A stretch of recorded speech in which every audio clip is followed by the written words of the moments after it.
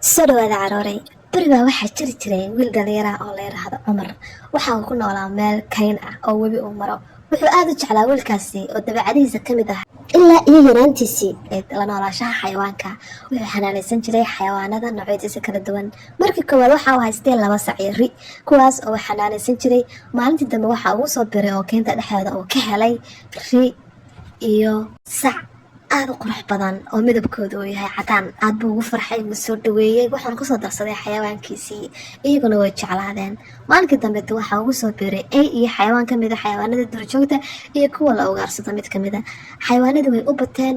Maalinka dambe wuxuu guri ka dhistay keenta dhinaceeda, meel webiga u dhow oo keenta dhexdeeda ah, guri yar oo ka samaysan alwaax, dushana uu ka saaray jiingad buluuga oo aad u qurux badan. Halkaas buu isaga iyo xayawaankiisa ku noolaan jireen oo ku xanaanaysan jiray oo ku faraxsanaa. Maalintii dambe lo'diisii oo keenta dhex socota baa meel fog waxa ka aragtay dawaco. Dawacadii dabac baa ka galay oo waxay rabtay lo'daas iyo rida inay cunto. Marka way fikirtay sidii ay u soo dhexgeli lahayd. Maalintii dambe Cumar oo xayawaankiisii oo keenta dhex maraya ay dawacadii ka hortimi. Waxay ku tiri anigu waxaan ahay keligay, wax saaxiibo ma lihi. Ka hor hadda idinku soo biiro oo aan xayawaanaadkaaga Cumar ku soo biiro oo aan saaxiib wanaagsan ku noqdo. Cumar wuxuu ahaa mid daacad ah, wuu soo dhaweeyay, wuxuu ku yiri soo dhawow xayawaankayga ku soo bir. Sidaas buu dawacadii gurigiisii ku keenay.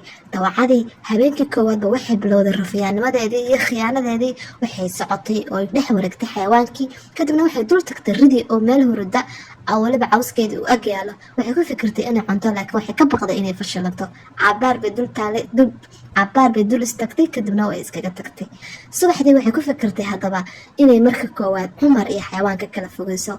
Lo'dii bay u tagtay, waxaana bilowday inay ku dirdirto oo rafiyaanimo ay u samayso, dhahdo Cumar waa qof bini aadan ah, haddii rabo wuu ka qalan karaa. Ka waran inaga xayawaan isla ah lo'ay, haddii aan adiga aan saaxiibno, Cumarna aan kaga takhalusno oo meesha aan ka saarno.